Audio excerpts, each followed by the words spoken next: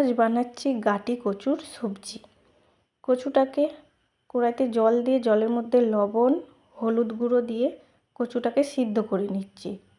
কচুটা সিদ্ধ হয়ে গেলে নামিয়ে নিয়ে কড়াইতে তেল দিয়ে তেলের মধ্যে তেজপাতা, শুকনো লঙ্কা, কালো জিরে দিয়ে দিচ্ছি, আলু দিয়ে দিচ্ছি। আলুটা একটু বড় সাইজের কেটে নিয়েছি।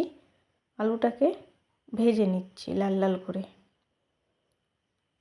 আলুতে লবণ দিয়ে দিচ্ছি,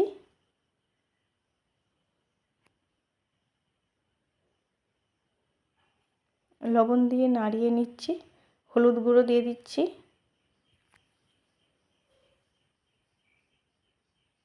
আলুটাকে ভেজে নিচ্ছি। ভাজা হয়ে গেলে একটা বাটিতে আদা কাঁচা লঙ্কা বাটা নিয়ে নিয়েছি। তার মধ্যে জিরে গুঁড়ো, ধনে গুঁড়ো,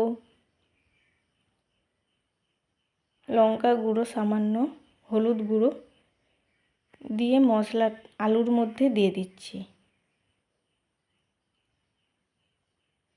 মশলাটাকে কষিয়ে নিচ্ছি। হালকা কষে এলে সিদ্ধ করে রাখা কচুটা দিয়ে দিচ্ছি। আবারও নাড়িয়ে নিচ্ছি। মশলাটাকে ভালো করে কষে নিচ্ছি। বাটি ধোয়া হালকা জল দিয়ে দিচ্ছি।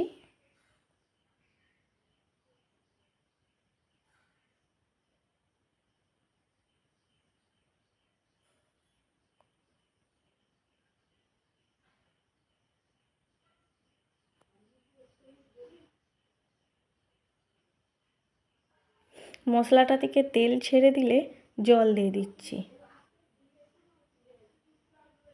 আলুটা সিদ্ধ হওয়ার মতো। আলুটা সিদ্ধ হতে দিলাম, স্বাদ মতো লবণ দিয়ে দিচ্ছি। উপর থেকে গরম মশলা ছড়িয়ে দিয়ে নামিয়ে নিলাম।